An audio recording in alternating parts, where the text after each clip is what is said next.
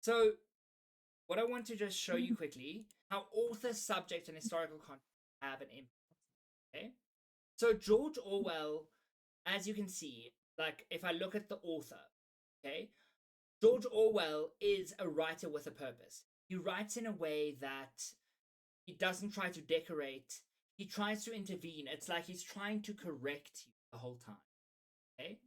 So if we look at who he is, his beliefs, and we see this through his writing, we know he is a socialist, anti-totalitarian. He is deeply suspicious of power. So as a base, he believes that language clarify truth or enable cruelty. And he sees language, he's like preoccupied with how language is used, manipulated. Okay? So when he writes his essays, it's often as an act of moral correction. Because of what he believes about language, he naturally believes that it shapes political reality. Okay? And so because of that, his style is deliberately plain, it's very forceful and very corrective. But in doing so, he manipulates you very, very well. Okay? So that's your author. So we need to be looking at who our author is and what our author is all about. Okay? Because naturally, our author is going to speak to a specific audience for a specific reason. And they are going to impact the audience for their own purposes. Okay?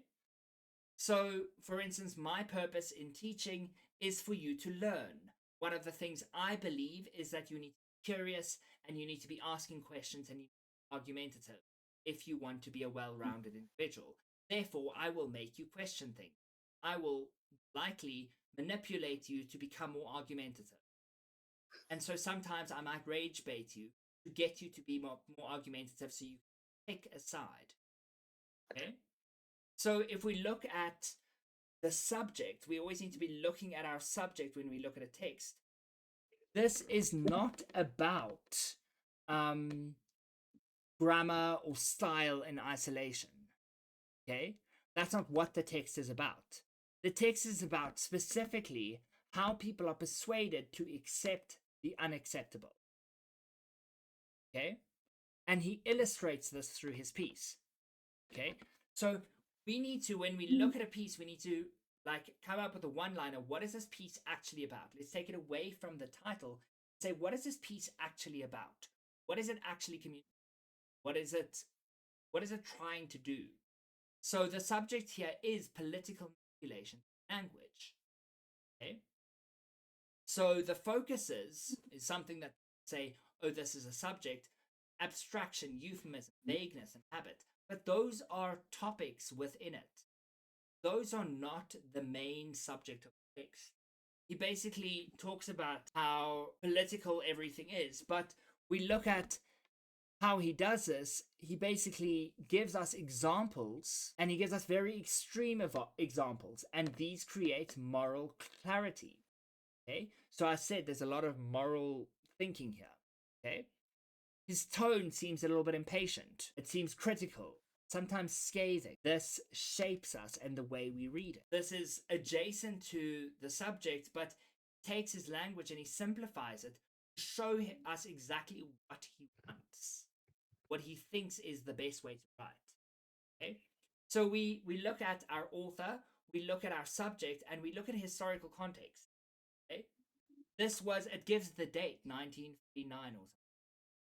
Now, this is right after World War II. Okay, we've just had totalitarian regimes using euphemisms to disguise brutality. Um, we've had so much violence and we've had so much propaganda, and he's coming against. Now, at the same time, he was from Britain, and British political language was becoming inflated and evasive. So it's really important when you are studying AS English that you have some understanding of history. You need to know what happened so that you understand which historical context to place it in. Okay? There's one text we'll be working on, which is a speech.